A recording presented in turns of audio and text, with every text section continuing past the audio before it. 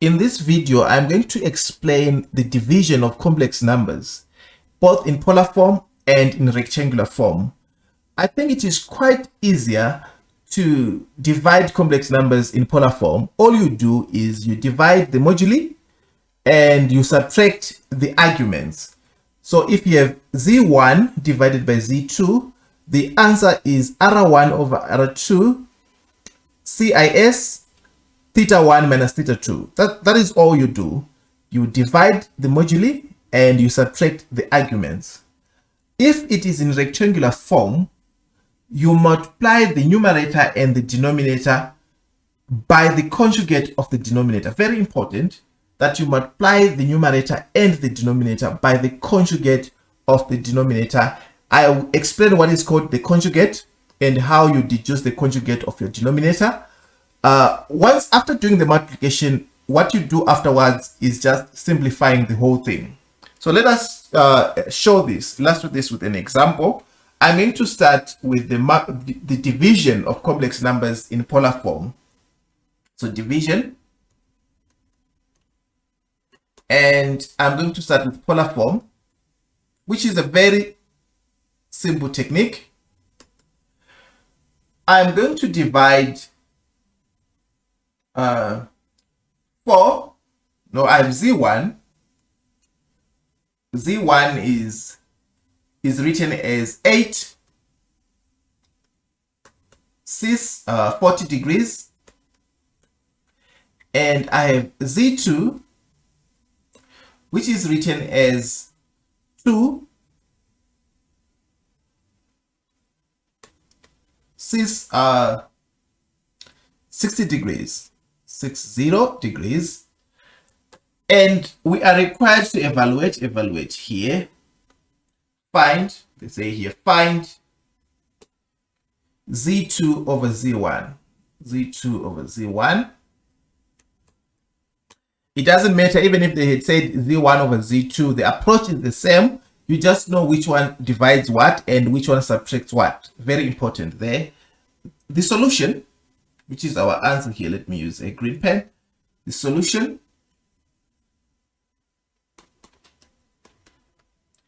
z1 of z2 over z1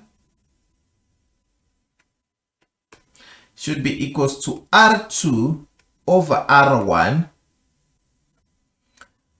cis theta 2 minus theta 1.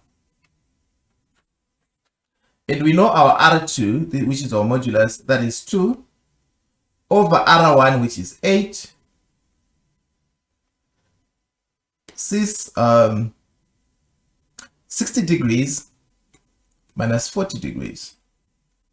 You just punch in your calculator. 2 over 8, that is 0.25, or 1 over 4 if you want. So this is 0.25. Says 20 degrees. That's it. You can write this answer in all the versions. You know the different versions of expressing a complex number in polar form. You can use the different versions if you want, but the answer is what we have here. This is the division in polar form. Now I'm going to do an example where we have division in rectangular form. So you are dividing two complex numbers that are in rectangular form. I'm going to use a simple example, a very simple example. All right, I have here. So this is now let us move to the division of complex numbers in rectangular form. And as I explained in the introduction of this video, you have to multiply the numerator and the denominator by the conjugate of the denominator. So let us start by saying, what is a conjugate? This thing called the conjugate. I just want to explain here how you get the conjugate and what is it. If we have a complex number z, which is a plus bi, z bar is the conjugate, and it is a Z bar is A minus BI. A minus BI. All you do, you change the sign of your imaginary part. You change the sign of the imaginary part of the complex number. Let me use numbers. So if I have Z as minus 2 minus 5i, Z bar here, the conjugate will be minus 2 plus 5i. The real part remains the same. Let me have another example. We have Z as, let's say 2, let's say 3 plus 2i. Z bar in this case will be 3 minus 2i. So for what we have here, the denominator is 3 plus I. The conjugate of this, the conjugate is 3 minus I. So if this is our Z bar is 3 minus I. This is the conjugate. So we're going to multiply the numerator and the denominator by this conjugate. Don't make a mistake. When you're finding the conjugate, you keep your real part as it is. You just change the sign of the imaginary part. Let me clear the board and we work this out.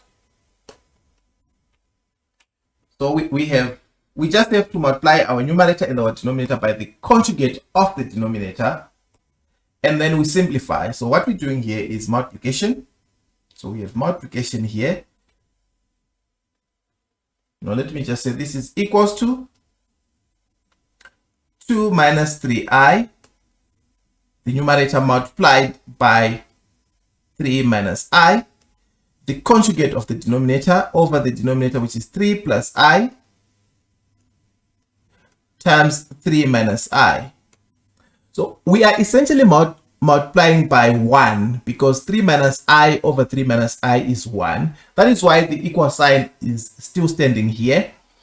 And the effect of multiplying the denominator by its conjugate is that the denominator becomes a real number. So after multiplying by the complex conjugate of the denominator, your denominator should just be a real number. The i's will disappear.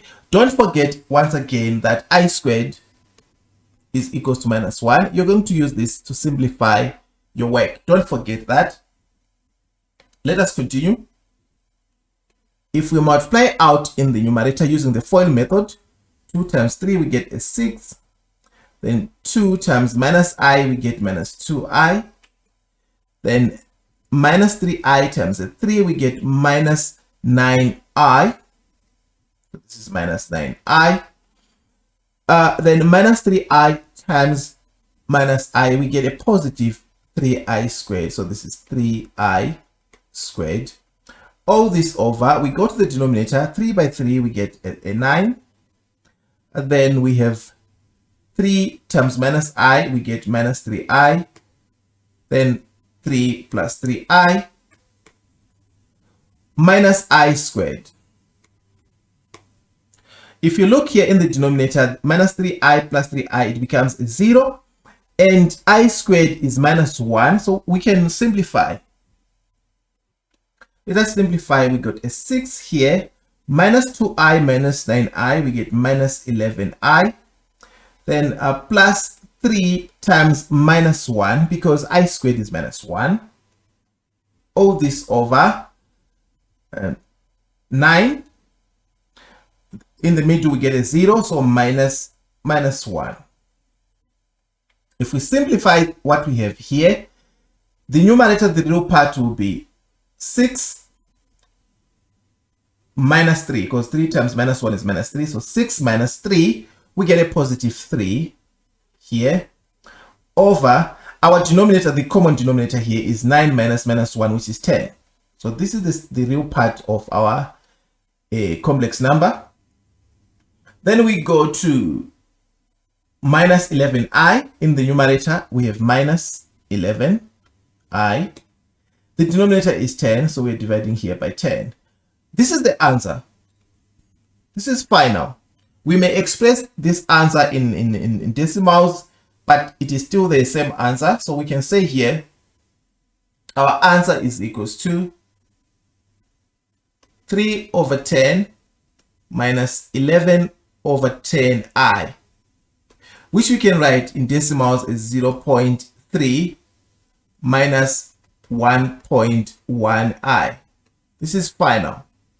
This is how you divide two complex numbers in rectangular form.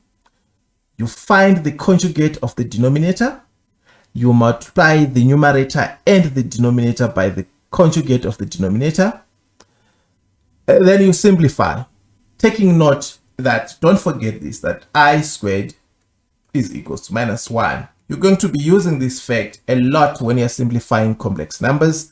Otherwise, thank you for watching the video.